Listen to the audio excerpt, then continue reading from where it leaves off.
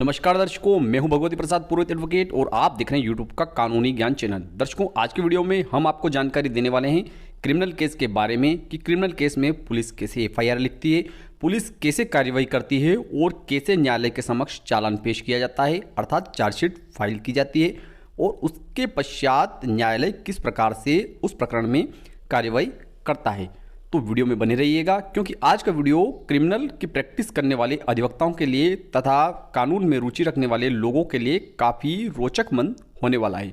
तो वीडियो में बने रहिए। चैनल को सब्सक्राइब नहीं किया तो चैनल को सब्सक्राइब कर दीजिए, बेल आइकन को प्रेस कर दीजिए और इस वीडियो को आप फटाफट लाइक कर ही दीजिए, क्योंकि इस चैनल के माध्यम से आपको मिलती है सरल और आसान भाषा में कानून की नई नई जानकारी।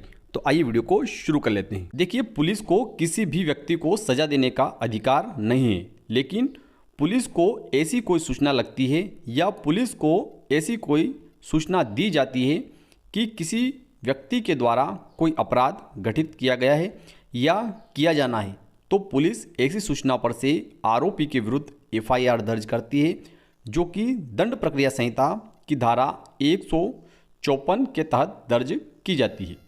इसके बाद पुलिस अधिकारी के द्वारा जांच प्रारंभ कर दी जाएगी। पुलिस के द्वारा गवाहों के कथन दंड प्रक्रिया संहिता की धारा 161 के तहत अंकित किए जाते हैं। यदि पुलिस चाहे तो किसी भी व्यक्ति के कथन न्यायालय में भी मजिस्ट्रेट के समक्ष अंकित करवा सकती है, जो कि दंड प्रक्रिया संहिता की धारा 164 के तहत अंकित किए जाते हैं। पुलिस के द्वारा अपनी कार्रवाई में जिसे आरोपी बनाया है उसे गिरफ्तार भी किया जाता है, और यदि उससे कोई अपराध में उपयोग की गई वस्तु या हथियार जब्त करना है तो पुलिस उस वस्तु या हथियार की जब्ती भी कर सकती है। यदि अपराध गंभीर किस्म का नहीं है तो पुलिस थाने से ही उस अपराधी को किसी व्यक्ति की जमानत पर छोड़ देती है, और यदि अपराध गंभीर किस्म का है तो ऐसी स्थिति में जिसके खिलाफ अपराध पंजीबद्ध हुआ है उस व्यक्ति को पुलिस द्वारा गिरफ्तार कर न्यायालय के समक्ष पेश किया जाता है। जब अपराध गंभीर किस्म का है तो ऐसी स्थिति में जिसे आरोपी बनाया है उसकी ओर से न्यायालय में जमानत के लिए आवेदन पत्र प्रस्तुत होता है, जो कि दंड प्रक्रिया संहिता की धारा 437 और 439 के तहत प्रस्तुत किया जाता है। धारा 437 के तहत न्यायिक मजिस्ट्रेट के समक्ष आवेदन पत्र प्रस्तुत होता है, और धारा 439 के तहत सेशन न्यायालय में आवेदन पत्र प्रस्तुत होता है। यदि न्यायालय से जमानत मिल जाती है तो जिसे आरोपी बनाया है उस व्यक्ति को जमानत प्रस्तुत करने के बाद न्यायालय से छोड़ दिया जाता है, लेकिन यदि जमानत नहीं मिलती है तो उसे जेल भेज दिया जाता है। पुलिस ने किसी भी आरोपी के विरुद्ध जो अपराध पंजीबद्ध किया है उसकी संपूर्ण कार्रवाई करने के बाद में पुलिस द्वारा दंड प्रक्रिया संहिता की धारा 173 के तहत न्यायालय में चार्जशीट अर्थात चालान पेश किया जाता है, जिसे अंतिम प्रतिवेदन भी कहा जाता है।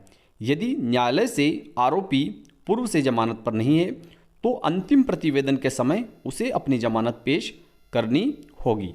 संपूर्ण कार्रवाई होने के बाद में यदि किसी अभियुक्त की ओर से न्यायालय के समक्ष ऐसा निवेदन किया जाता है कि वह प्रत्येक पेशी पर न्यायालय के समक्ष उपस्थित होने में सक्षम या समर्थ नहीं है, और न्यायिक मजिस्ट्रेट को ऐसा लगता है कि अभियुक्त का निवेदन सही है, तो ऐसी स्थिति में ऐसे अभियुक्त को व्यक्तिगत हाजिरी से मुक्त किया जा सकता है, अर्थात उसे हर पेशी पर उपस्थित होने की आवश्यकता नहीं रहती है और उसकी ओर से उसके अधिवक्ता उपस्थित हो सकते हैं। लेकिन जब भी न्यायिक मजिस्ट्रेट उसे अपनी समक्ष उपस्थित होने हेतु कहेगा उसे उपस्थित होना पड़ेगा। इस प्रकार के प्रावधान दंड प्रक्रिया संहिता की धारा 205 में दिए गए हैं। पुलिस ने अभियुक्त के विरुद्ध किस प्रकार की क्या क्या कार्रवाई की है, उन संपूर्ण दस्तावेज की अर्थात चार्जशीट की एक प्रति अभियुक्त को दंड प्रक्रिया संहिता की धारा 207 के तहत पुलिस द्वारा निःशुल्क देने का प्रावधान भी है। पुलिस ने जो केस न्यायालय के समक्ष प्रस्तुत किया है उसके आधार पर न्यायालय के द्वारा आरोप लगाए जाते हैं, जिनको लेखबद्ध किया जाता है। आरोप क्या होते हैं उसे भी समझ लेते हैं। तो देखिए, जिस व्यक्ति के खिलाफ चार्जशीट पेश हुई है उनसे न्यायालय का यह कहना रहता है कि आपके खिलाफ इस प्रकार के आरोप है कि आपने इस प्रकार का अपराध किया है, अर्थात जो भी आरोप पुलिस ने लगाए हैं उनके बारे में न्यायालय द्वारा लिखित में आरोप लगाए जाते हैं। न्यायालय प्रकरण की परिस्थितियों के अनुसार आरोप घटा और बढ़ा भी सकती है। यदि आरोपों को किसी व्यक्ति के द्वारा स्वीकार कर लिया जाता है तो ऐसी स्थिति में आरोपी को उसी स्तर पर प्रकरण में न्यायालय के विवेकानुसार और विधि में प्रावधान अनुसार दंडित किया जा सकता है। लेकिन अभियुक्त आरोपों को अस्वीकार करता है, अर्थात मना करता है कि उसने ऐसा कोई अपराध नहीं किया है, तो न्यायालय द्वारा उस प्रकरण को अभियोजन अर्थात पुलिस के द्वारा जिनको गवाह बनाया है उनकी गवाही के लिए नियत कर दिया जाता है। इस प्रकार प्रकरण की सुनवाई प्रारंभ हो जाती है। अगर प्रकरण सेशन न्यायालय की सुनवाई योग्य है तो ऐसी स्थिति में आरोप लगाने की कार्यवाही दंड प्रक्रिया संहिता की धारा 228 के तहत की जाती है, और यदि प्रकरण न्यायिक मजिस्ट्रेट की सुनवाई योग्य है तो उसमें आरोप लगाने की कार्यवाही दंड प्रक्रिया संहिता की धारा 240 के तहत की जाती है। प्रकरण की सुनवाई के दौरान अभियोजन के साक्षी अर्थात पुलिस ने जिन्हें गवाह बनाया है उन्हें न्यायालय द्वारा नोटिस जारी किए जाएंगे। फिर वे गवाह उपस्थित होंगे और वे अपनी बात को न्यायालय के समक्ष लिखवाएंगी। फिर उन साक्षियों का प्रतिपरीक्षण अर्थात क्रॉस एग्जामिनेशन अभियुक्त की ओर से किया जाएगा। यह कार्यवाही दंड प्रक्रिया संहिता की धारा 242 के तहत की जाती है। संपूर्ण साक्ष्य समाप्त होने के बाद या अभियोजन द्वारा अर्थात सरकारी वकील द्वारा अपनी साक्ष्य समाप्त घोषित करने के बाद अभियुक्त को भी अपनी साक्ष्य प्रस्तुत करने का अवसर मिलता है, जिसका कि दंड प्रक्रिया संहिता की धारा 243 के तहत प्रावधान है।